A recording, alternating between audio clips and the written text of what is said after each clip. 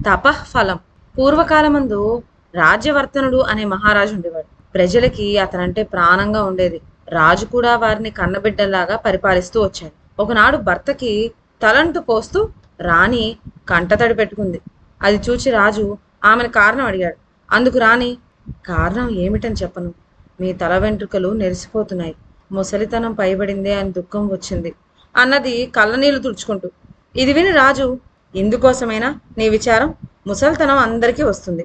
దాంతోపాటు మరణం కూడా వెంటాడుతూ ఉంటుంది. ఇది సహజమే కదా. ఇవాళ కాకపోతే రేపైనా చావాల్సిన వాళ్ళమే కదా. అందుకోసం విచారించడం అనవసరం అంటూ సముదాయించాడు.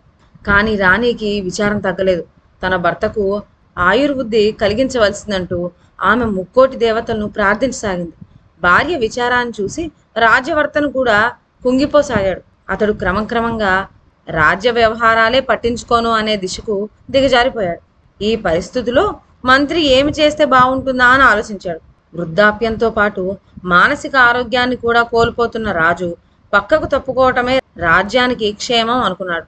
రాజ్య భారాన్ని మోసేందుకు రాజ్యవర్తనుడి పెద్ద కుమారుడు ఉండనే ఉన్నాడు. మంత్రి రాజుతో ఉన్న పరిస్థితి దాపరికం లేకుండా మనవి చేసుకున్నాడు.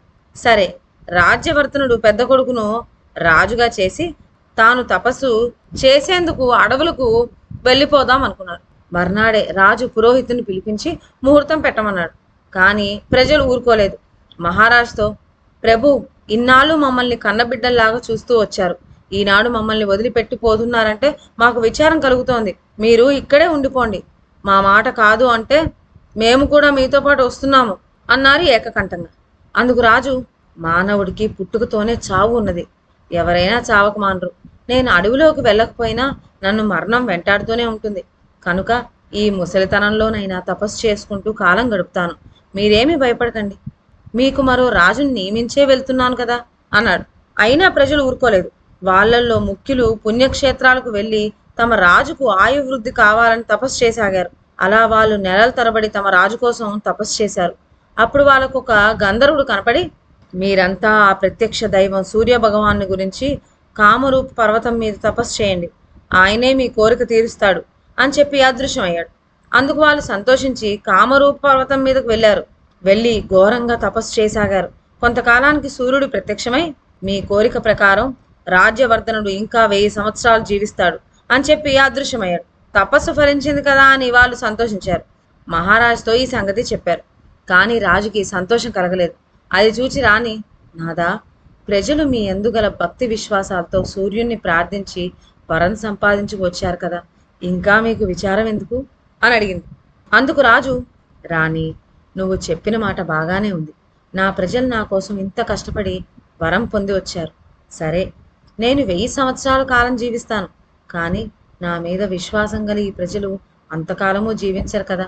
నాతో పాటు నా ప్రజలు కూడా 1000 సంవత్సరాలు జీవించి ఉండకపోతే నాకు సంతోషం ఎక్కడిది? కనుక నేను కూడా నా ప్రజలకు నేను ఉన్నంతకాలం ఆయుష్ సంపాదించుకు వస్తాను అని కామరూప పర్వతం మీదకు వెళ్ళి తాను కూడా తపస్సు ప్రారంభించాడు. 1-2 సంవత్సరాలు గడిచాయి. రాజ్య వ్యవహారాలు కుంటుపడినాయి. అయినా ప్రజలు నీతివర్తనులు గనుక దేశంలో అరాచకం ప్రబలలేదు. తమ రాజు చేస్తున్న తపస్సు ఎప్పటికి ఫలిస్తుందో కదా అని ప్రజలు ఆతృత చెందసాగారు. ప్రతిదినం వేలాది మంది కామరూప పర్వతం దగ్గరికి వెళ్ళి రాజదర్శనం చేసుకోసాగారు. ఎట్టకేలకు సూర్యభగవానుడు రాజ్యవర్తనుడి దీక్షకు మెచ్చుకున్నాడు. అతనికి ప్రత్యక్షమై, రాజా, నీ సద్బుద్ధికి మెచ్చాను. నీ తపస్సు ఫలించింది. నీ కోరిక ప్రకారమే నీవు జీవించినంతకాలము నీ ప్రజలు కూడా జీవిస్తారు అని వరమిచ్చి అదృశ్యమయ్యాడు. సూర్యభగవానుడి అనుగ్రహం వల్ల రాజ్యవర్తనుడు అతని ప్రజలు 1000 సంవత్సరాలు జీవించి సర్వ సౌఖ్యాలు అనుభవిస్తూ సుఖంగా ఉన్నారు. ఇదండి ఇవాళ కథ. మరొక మంచి కథతో నెక్స్ట్ వీడియోలో కలుద్దాం. అంతవరకు సెలవు. నా ఛానల్లోని కథలు మీకు నచ్చినట్లయితే నా ఛానల్ను లైక్ చేసి సబ్స్క్రైబ్ చేయండి. షేర్ చేయడం మర్చిపోవద్దు. కొత్త కథల నోటిఫికేషన్ కోసం బెల్ ఐకాన్ ప్రెస్ చేయండి. Thank you.